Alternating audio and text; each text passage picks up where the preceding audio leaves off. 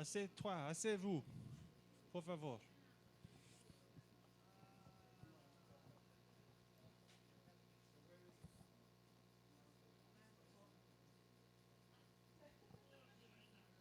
So welcome to our new room.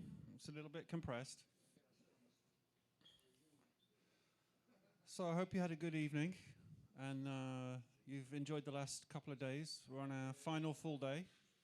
I have to say, I think the presentations have been amazing so far. Huh? Well done, everybody. Like super high quality. Yeah, a little thank thing. I want to thank, first of all, Dana, because without Dana, this wouldn't have happened. Thank you, Dana. You the man. And Claire Wilkins as well. Thank you so much, Claire.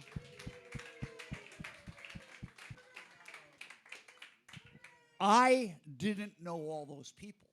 It was Claire who came up with these great panels. Yeah, we can do it. But the next conference we do, it has to be much bigger than this. Like, we have these amazing speakers. There's so much research.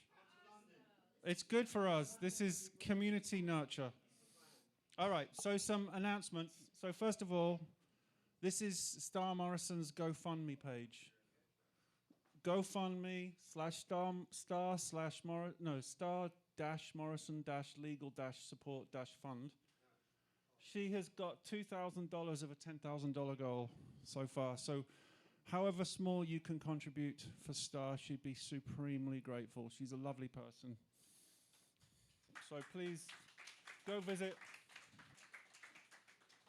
Whatever you can do, $20, $50, whatever. Okay, so the restaurant this evening, there's going to be a whole gang of us.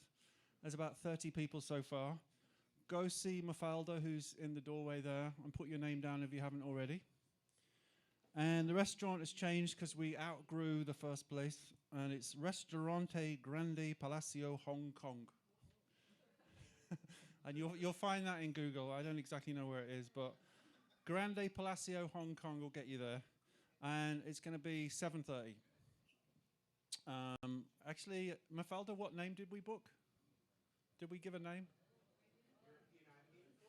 European Ibogaine Forum is the name then, right? Can you let them know?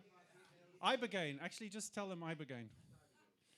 And then after, if you've got your party boots on, we're going to go to Plan B, which is like one of the good clubs here. 1 o'clock, let's do a group photo outside the smoking area. Like we did one in Vienna. It's just so nice, like for memories and archive, whatever. So everyone assemble at 1 o'clock outside, please, and we'll get Sebastiano to take a photo. Oh, thank you, Sebastiano, by the way. The guy doing our live streaming and camera work, he's just worked like a trooper. Honestly, he worked his ass off in the last few days. It was really good. Then, please don't have lunch, because we have a brand new Ibogaine film to show, which is Ben Taub there in the grey hoodie. He's just finished it's the first edit or the final edit? The rough cut. So it's like, don't be too harsh. I guess he'll want some feedback. The film is called El Cundero. Do you want to just tell us about it, Ben? Get everyone to come. So the film, I've been working on it for about 3 years, and it grew out of some work I was doing with a community of homeless addicts in Madrid. One of whom basically insisted we make this film about him and his relationship with the gypsies who live in a community and basically control all the drugs in Madrid. And later, when he wanted to get clean, I took him for an Ibogaine treatment, and the film is basically what I think is a very realistic representation of you know the truth, the realities of using Ibogaine. It's not the Iboga Saves narrative. It's I think, well, you know I keep seeing it on Facebook that there's some documentary coming out called Iboga Saves. Yeah, Lakshmi. Yeah. I'm trying to show, you know, a more nuanced kind of take on you know what it really means to be in addiction and to get clean, even using Ibogaine. It's a rough cut, so there's going to be like maybe some issues with the sound in some points, or some of the transitions maybe aren't so smooth. And it's about 45 minutes long. I'd love to get everyone's feedback because you know, I've just kind of been making it, but my head's been so in it that maybe, you know, without people who have not seen it will be able to kind of give me new perspectives on it. If you like it, tell me you like it. If you hate it and want to tear me a new asshole, then do that too. We love your arsehole. Thank you. So that's it really. All right, so please, like, don't have lunch. Just come and watch this film. Or bring your food here and eat. We can start like at 1:15, so you have time to quickly get a snack or whatever. All right, so I'm going to hand over to Hattie to moderate. Yeah. Yeah, we could do that, actually. How would we organize that, though? Claire, thank you. Yeah, we'll solve it. So I'm going to hand over to Hattie to moderate the morning's proceedings. And we are going to turn the lights off and open the windows. Can you help me slide open the windows for Asha?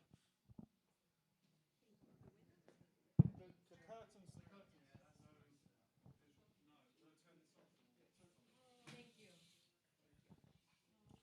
As much or as little as is comfortable for you guys.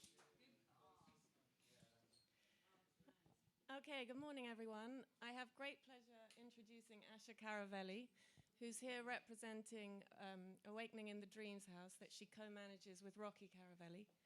And she's going to talk about treatment provider burnout and how to prevent it. Thank you,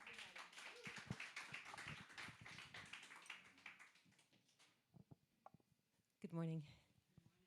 I am nervous, and I'll settle down in a little bit.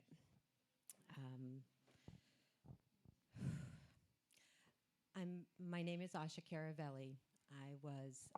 Ibogaine came into my life 15 years ago when my ex-husband was treated for an addiction to methadone, heroin, and methamphetamine, and he was treated at the Ibogaine Association in 2003. I want to just hold there. That's sort of how Ibogaine came into my life, and we'll come back to that. I have some people I'd like to acknowledge as well before we begin. Norma and Howard. She's here. and that phenomenon that has emerged out of these two people being chosen to disseminate this incredible plant and the generations that follow that. I also want to acknowledge Rocky, Claire, and Christopher. My formal training with Ibogaine, formal training, it was totally on-the-job training, began in 2009. I came to Mexico I arrived in October 2009, and as was the way of our training, you sort of just get thrown into it. Like, I arrived, I had no idea where I was, and the next day I was picking clients up at the airport. Rocky has always been my primary trainer and mentor. Claire has always been my female primary trainer and mentor. And Christopher has always been Christopher taught me about compassion in a way that settled in and has never left. It's only just cultivated from there. So I was very fortunate to come into Ibogaine at a time when I had three really strong providers to learn from, and each with their own style. And I also entered into this movement at a time when the sense and the feeling of the information and knowledge being passed down was there.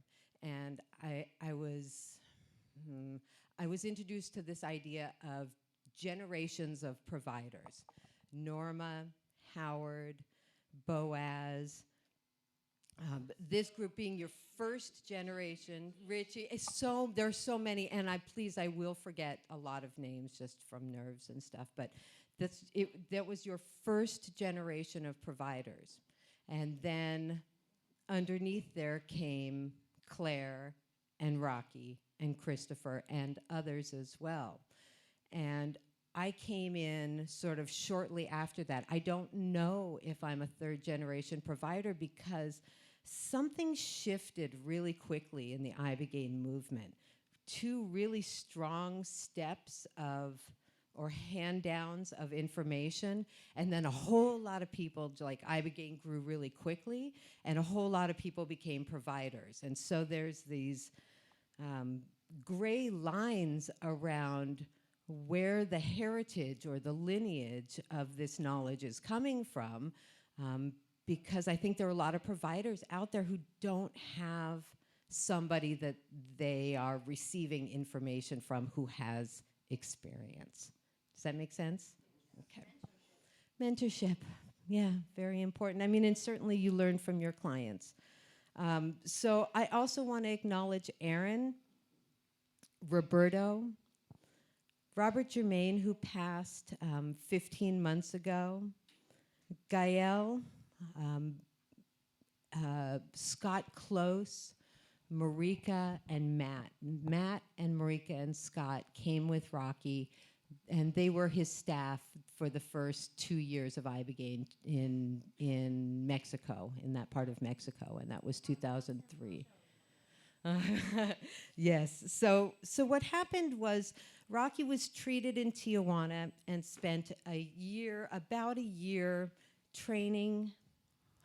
Training. You were learning on the job. He stayed. He managed the recovery house for people, and treatment was at that time like the way Rocky was treated. He came into Ibogaine, and just by circumstances, Sunday, he ran out of methamphetamine, he ran out of heroin, and had no methadone, and then he was treated Tuesday afternoon. So from Sunday morning to Tuesday afternoon, he was progressively further into withdrawals. And that has its own particular effect when somebody receives Ibogaine at that moment. So the way the medicine came into him, and also his central nervous system was shot from 17 years of methamphetamine addiction. But the medicine came in as a very strong and powerful experience that grew up from his feet, and Iboga came in front of him, face to face, and roared. And if you have had that type of experience with the medicine, it's pretty powerful when the medicine is screaming through you. And what Rocky says is that the medicine blew the addiction out of his back, like just roared it out of him. And he said to Iboga, I know you, I'm not afraid of you, I've met you before. Sort of in his head saying, where did that come from? And then he said he went unconscious, that he was unconscious for about 4 hours. And so he had like a first experience with Iboga was about a 20-minute big, powerful thing, and then doesn't remember anything after that. But the model was, at that time, 5 milligrams per kilo. 20 minutes later, 10 milligrams per kilo. Everybody was treated the same way. This was done in a rented hospital room in Tijuana, and then 6 hours later, that lot of clients or patients was put into a van and driven down the Pacific Coast Highway to the recovery house, which is crazy because 6 hours into Ibogaine, to put you in a van is pretty intense. So he did. He stayed and he ran that recovery house because there was nobody there when clients were coming. There was nobody there. They sort of fended for themselves. So helped to get food and all that kind of stuff, and spent that period of time there. And that period of time ended, and he went into underground work in the Pacific Northwest and did a number of treatments up in our area and traveled around to where clients were, and became involved with a group that is led by a gentleman named Paul Levy. called Awaken in the Dream. Thus, the name of our clinic was born from that group, and it was a processing group. And that's where he met Matt and Marika and Scott. And he had sent a scout out to find a clinic. Like, go to Mexico, find a clinic. Where should I go? Go to Puerto Vallarta. And this guy went down there and said, there's nothing here, Rock. And he said, well, drive up north a little ways. And about an hour north of Puerto Vallarta are San Pancho and Sayulita.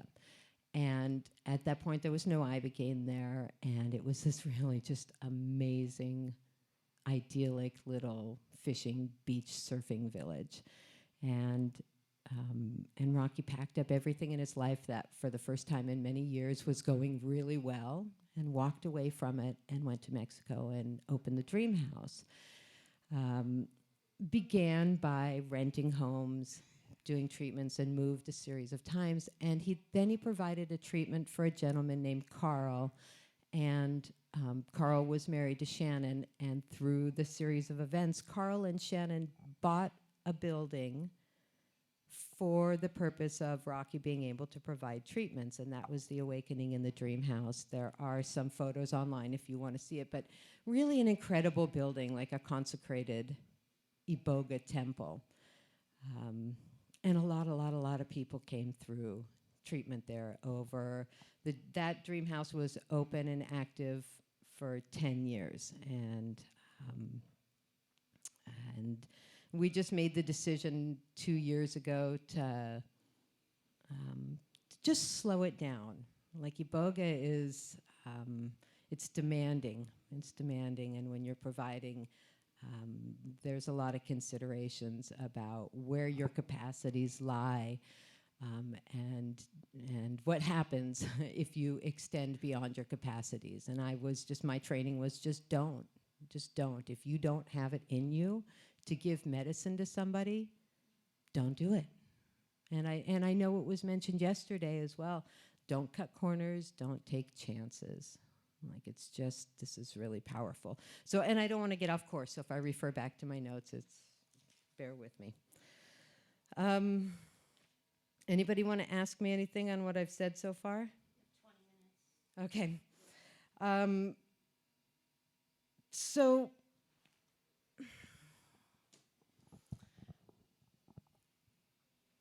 providers, the way I know it, the way I was taught with this medicine, and the Iboga that I know, a provider is not just a person who's giving you Ibogaine to cure your drug addiction, but they are making a contract, an agreement with you to step into a place.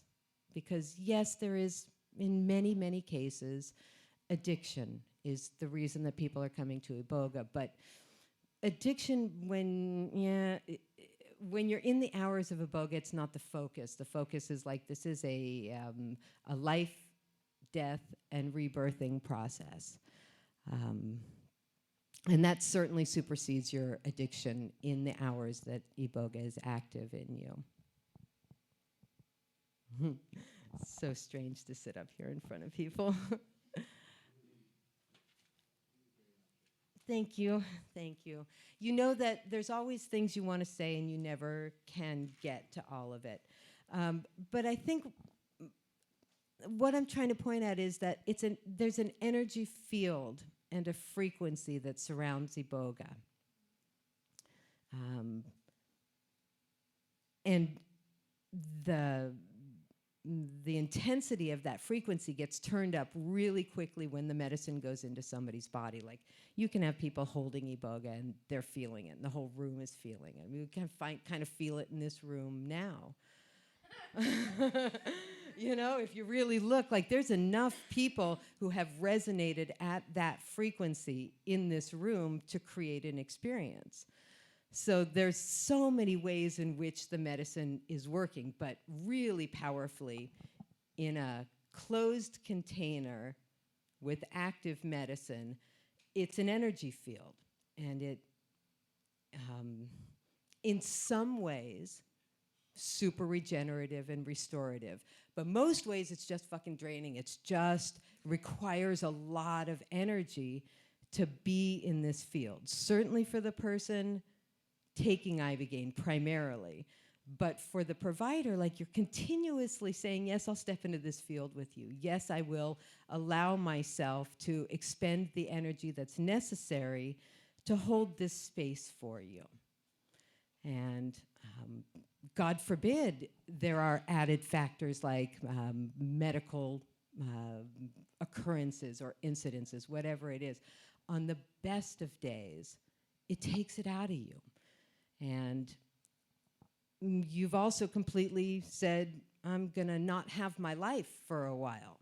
I'm going to step into this place with you in between, and I'm going to say no to my own life for a period of time. And it's like a stutter stepping through life when you're providing Ibogaine for people. Like, you're fucking constantly catching up to your own life, what needs to be attended to. Fuck, I haven't even thought about myself in whatever it is, 2 days, 3 days. Usually it's like 3-day periods. I remember when I came to the Dream House and Christopher was providing, at that point Rocky had gotten really sick, gone to the States for treatment. And Christopher was providing, and he came in on Fridays and he left on Sundays. And I just remember the ways in which all of us dealt with not only the entry into that space, but the reemergence from it. Sometimes we're super graceful at it, and sometimes we just fucking fall out of that thing, like covered in people's puke and their energetic process. So I get it, and I totally respect all the medical and safety and structure that's coming around Ibogaine. And respectfully, I think it's a joke if you think you're going to rein this thing in and get it to fit into your schedule. When you provide Ibogaine, you step into its time. And if you don't want to do that, don't provide Ibogaine. And don't have people around your clients who don't understand that. And again, everybody can do this the way they do it. Somebody will always come and take your Ibogaine from you. Somebody will always say, yes, give me your Ibogaine, no matter what the circumstances are. And that's cool, because people have options to do that. But it is such an incredibly powerful experience that in my mind, everything should be done to create whatever kind of ritual space is created, and then contained, and hold all that space in. I don't agree myself, unless it's necessary. I don't agree people should be taking Ibogaine in hospitals. And if they do, turn off the lights. Like, really. Open the windows. Don't, even if you're giving them eye masks, like, stop the flow of other kinds of frequencies that move around people with the medicine in their body, because the frequency they're dealing with is enough.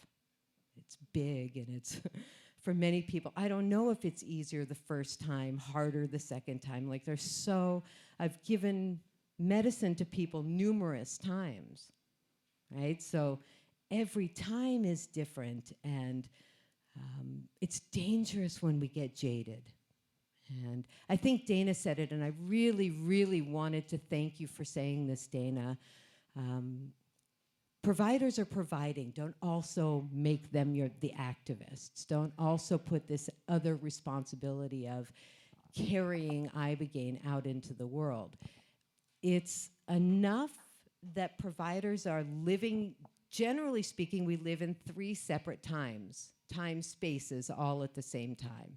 That's people getting ready to receive Ibogaine, people receiving Ibogaine, people who have received Ibogaine. And every one of those phases is demanding. You've got families that want to talk about what's going to happen, is happening, or has happened. So you're like jumping time spaces around, and that's necessary, and it's cool. Like, you got to help and support the families to understand where they can participate and empower them in certain parts of the treatment. Yes?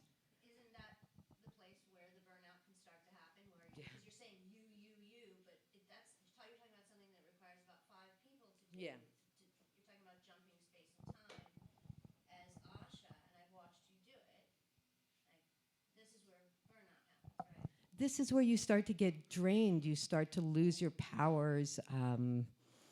Powers, like I'm not a witch. I don't really know what that means, but I do understand, and I have learned over time and through making a lot of mistakes and doing some things right, how to allocate my bank of energy to see a treatment all the way through to completion. Like I used to spend a lot of time and energy in these really in-depth conversations, really trying to get somebody to understand what's going to happen. And what I came to realize is you absolutely have to do that.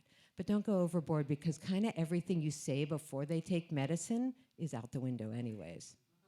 It's like really big tectonic shift. So there has to be, I think you have to give people navigational skills, and you have to assure them that this medicine is for them, that this is not, although Ibogaine certainly, Iboga can certainly be punishing, this is not a punishment for all the bad things that you've done, right? So yeah, offering that kind of reassurance to people and being grounded yourself, like, and I can say that because it's just kind of my nature and my style is like, have a seat at the table, grab a plate, like we're family. We're going to be doing this thing together.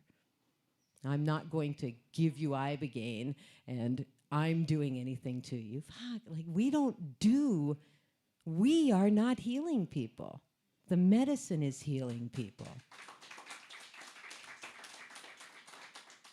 We're making it possible for them to get into a space where they find their healing and their understanding and settle the things that they like. Who knows what happens when you get in there with Iboga? Like I've never had 2 people say, "Oh, that exact thing happened to me." Like we all have similarities, and anyone who has received medicine into their body kind of knows there's a language that goes with this thing that, on Monday morning, you're not really going to know the language. You will have heard the words, but Tuesday morning, you're going to suddenly become fluent in a whole nother language of life, right? And so it's cool to have a provider there who's like, I speak this language. I can help you to understand a little bit about how that sentence goes here and how that goes there, and help them to understand things like the gray day, and I've had a number of people say to me even here, oh, the gray day, and I'm thinking, the gray day as if it's something separate? Like, it is the process of the medicine. And why would anyone ever want to label, even though it can be gray, it's the medicine. That's the sacred moments of that particular quality of being able to see. Why would you call that gray? What's wrong with gray anyway? Yeah, what's wrong with gray anyways? Yeah, go ahead. Well, speaking of gray, and you're doing such an amazing talk. I really, and I'm sure other people really want to hear about our grayness, the provider grayness. Like, you have so much to share about in your wisdom with treatments. It's like you should do a whole other talk. But we really want to hear about how we fuck up and our grayness and how we approach that as providers, and anything you know or you can share about that. Thank you, Claire. I was thinking about this the thought popped into my head day before yesterday of how much conversation we have as providers and people around Ibogaine about the drugs that people take and the medications and or drugs that we give them, and how many crickets pop up when when the idea of what we take for ourselves, like what we give ourselves. So I think it's really important to as providers, like, stop this ridiculous shame about using whatever it is you need to use to help you process the accumulation of frequency that gets trapped inside your body. Like, everybody's processes. You just pick up all of this. There's no way for it to not happen. Like, there's no immunity to the way in which the medicine brings things up and out. And those in close proximity to it are going to get splattered. So we manage that, you know. It's really tough. I have seen both Rocky and Claire come to the absolute brink. I've seen life, like, I've seen you, whether I was physically looking at you or not, I've seen you be kept alive by a machine. I saw it happen to Rocky, and I saw it happen, like, you look back on these things, and always there's that sort of 20/20 hindsight. But I saw, like, the biggest contributing factor. Rocky in March of 2015 got an infection in his lungs, in the pleural lining between his lung and his chest cavity. And it started with a tooth that got pulled. He got a strep virus, and nobody took him to the doctors because we were in treatment. He also didn't like doctors. He did. He went to our doctor, and I should also acknowledge our doctor, Dr. Chavez, Jose Luis Chavez, in Sayulita and San Pancho, who has supported all of us who have worked in that area. So Dr. Chavez is an incredibly important person in Ibogaine, who has a heart and a manner with clients that he should be teaching other doctors how to be with clients. He's taken a flood and he's done cumulative overdose. Yeah. He has a mother who's schizophrenic. Yeah, he did. He told Rocky the first time when Rocky gave him medicine, he said, "You should never give this to anyone unless they are absolutely dying." That was his response. And then a couple weeks later, he was like, "Okay, that's okay." But he does have a certain manner, and I don't know how it happens. I don't need to know. But he has a certain way of knowing. Like, he always had a series of questions that he would speak to people about, and he always had a particular way of diagramming his page, and he just knew when to put his pen down and just sit back and listen. And it was amazing how many people would organically cry, like organically begin to let the medicine in, like loosen up their nerves and stuff. Okay, so coming back around, because it is like, let's talk about us. So I think I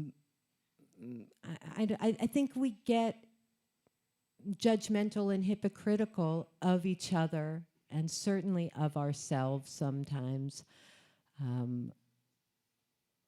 around this, I don't know, kind of a holier than thou, like you got to be this perfect thing to be a provider. I now have people asking for my accreditation. I'm like, call Claire. You want my accreditation? Call Claire, call Rocky, call somebody, call any number of clients, any number of people that I've been with as they work with Ibogaine. There's no accrediting body. So we're so like overly responsible for ourselves. And I don't necessarily have any answers about what we do. I know what I need to do. My hope is that we can begin to talk more about what it is we need to do. I mean, you know, there's some, like the basics: drink more water, exercise more, eat more vegetables. Like, we can all do these things. But they're... You don't have a history of substance abuse like a lot of people who work with Ibogaine do. Truly.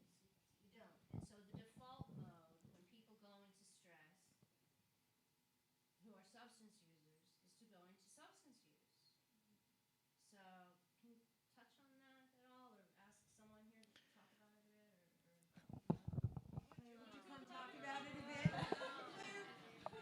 let's pull you off a chair. Come on. Come talk about it a bit.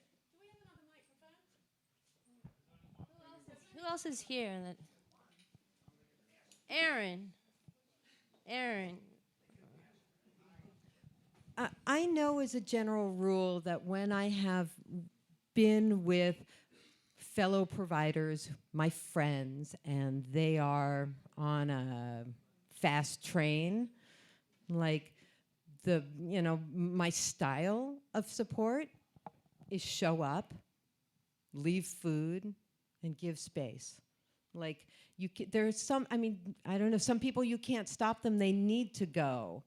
And the most you can hope for and help with is supporting them not coming down too hard.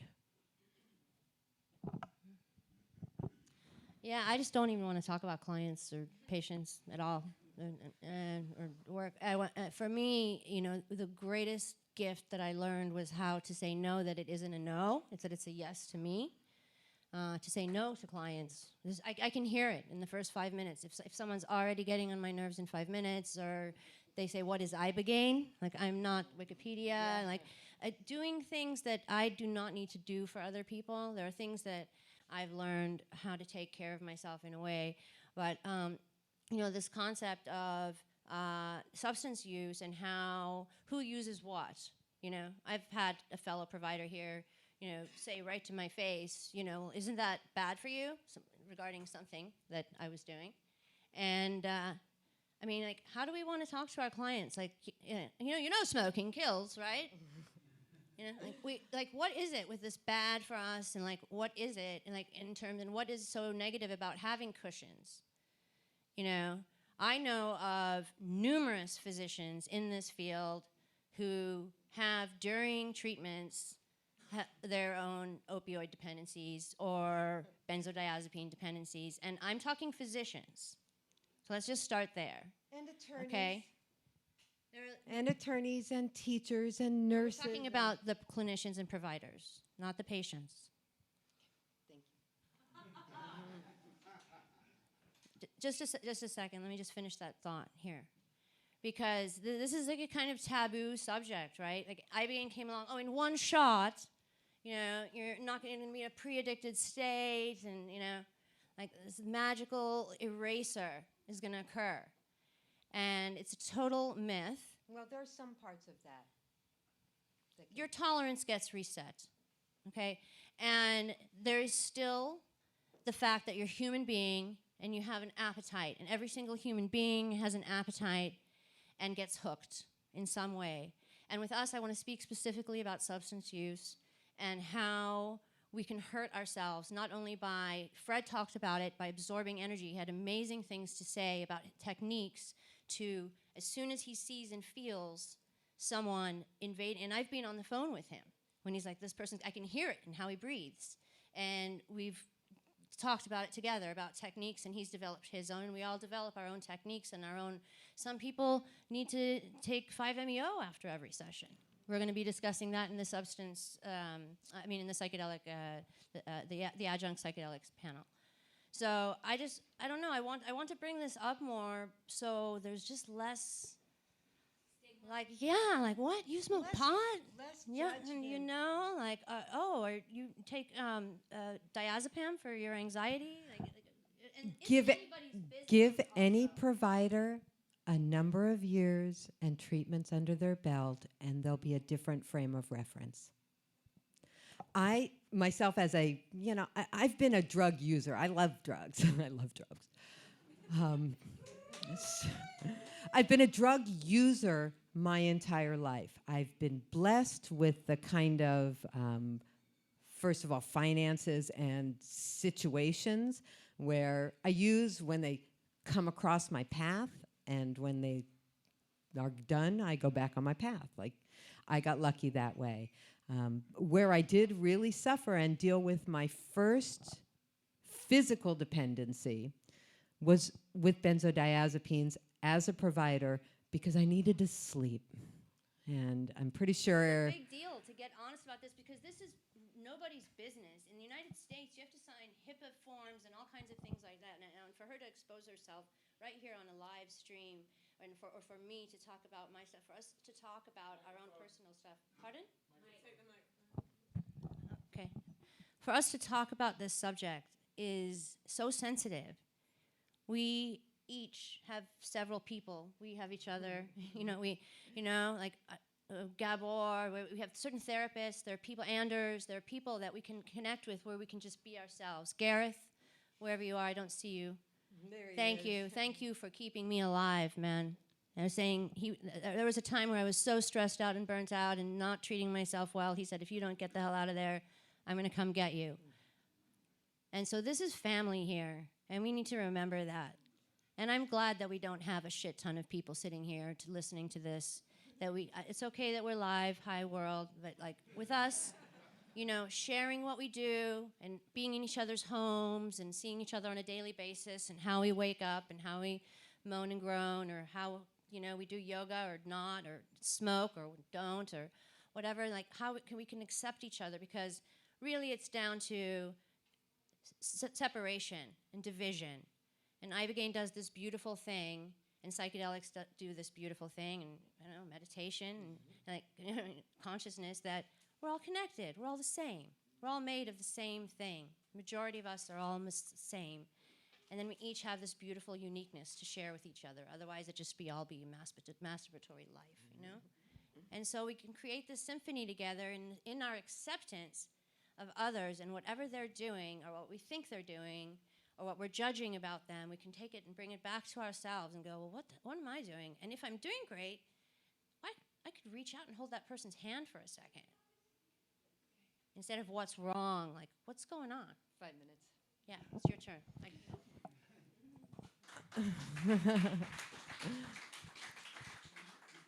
So really quickly, just because I don't want to leave that hanging, I developed it took about 12 months, but I developed a physical tolerance to Xanax with an increasing dose for the same effect. When I recognized that there were some symptoms, I started being in withdrawals at about 4 every afternoon. So I Ashton manualed myself, which was incredibly valuable. Like for them to be able to, because I'd kind of been blowing smoke at my clients about what to do with their benzos. And afterwards, I had a whole different voice. And so that physical dependency really served me in the long run. And to this day, like every once in a while, I hear this lovely doctor from Puerto Vallarta who used to prescribe morphine for me, aka the clients. I hear him every once in a while, just take Xanax, Asha. And so maybe once every 3 months I do, and I sleep in that incredible, like, great sleep and wake up. And I understand really clearly a level of dependency I didn't understand before. Okay, so I know that we're getting cued on time. Would anyone have any questions? Anyone want to say anything? Sarah?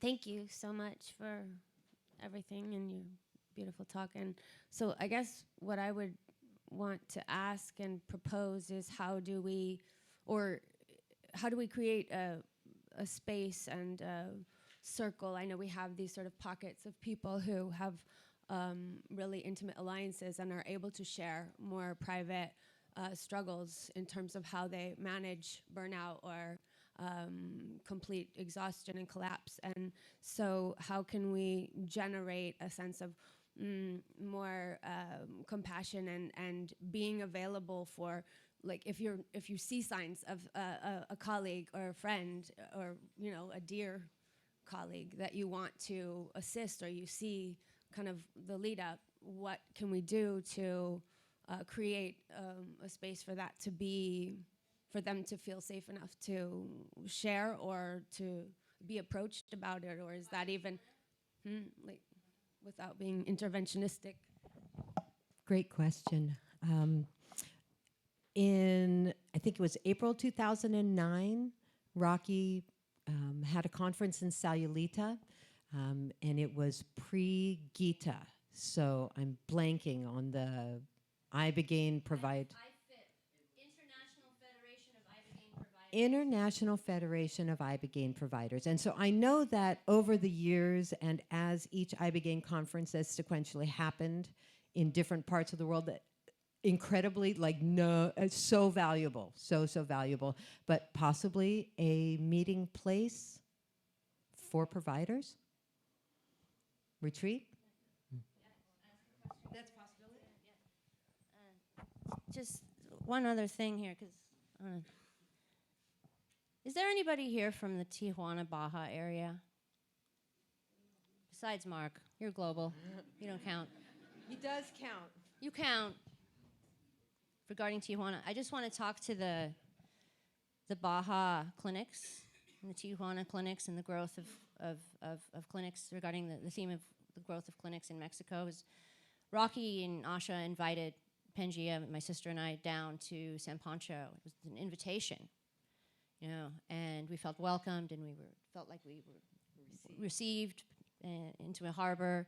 And Christopher was down there, and it was a unique time. Yeah, it was a very unique time. It was a mini rat park, and anybody who hasn't read The Globalization of Addiction by Bruce Alexander is not informed well enough about what's going on with addiction, and it's one of the top books on addiction right now. So we were living that. Organically, it was growing. And in Tijuana, I find it fascinating as someone that had a clinic there for 5 years, and was the only clinic there. Pangea was the only clinic there. And now, I don't know how many there are. Mark, can you count? 17, maybe? And there are 0 here. And so in talking about us coming together and stuff, I just want to put that out there, that I hear, as you know, a member of Gita, and just because of connections, of so many events happening and people cleaning up messes and things like that. And I want to ask and invite these clinics to join in on and there's a lot of isolation, there's huge growth, and it's the wild, wild west out there. And I just want to bring that up because it's this giant hole. I keep looking for someone from Baja, Tijuana, and Ensenada, and no one's here. So I know it's Portugal, and you know, people are busy, but that's something that's important.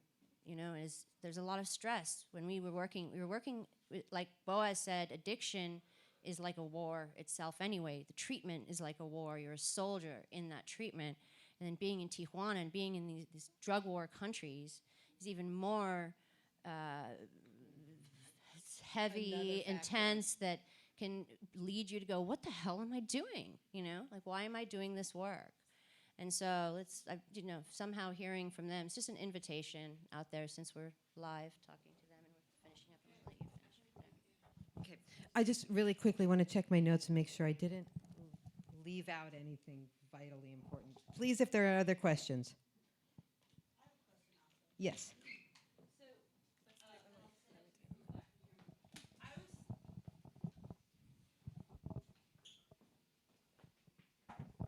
I came into the movement sort of in a similar way. My husband was being treated by 2 providers who I called my angels. And I feel on the brink of tears hearing your presentation, because I also think of you guys as midwives. But the angel metaphor, you know, I do AIR, Addiction Interruption Resources, and it's support. I want to support people in lots of ways, you know, education, advocacy, the political wing, obviously, with Dana. But it seems to me that what you're talking about is having enough space around yourself in these different periods of time to flap your wings and shake the soot off. I don't know. Like, you know, and the other thing that came to mind is, have you ever read Leslie Marmon Silko about ceremony? And these men come back from war, and they have to go into ceremony to clean themselves up, to keep up. I don't know. Thank you.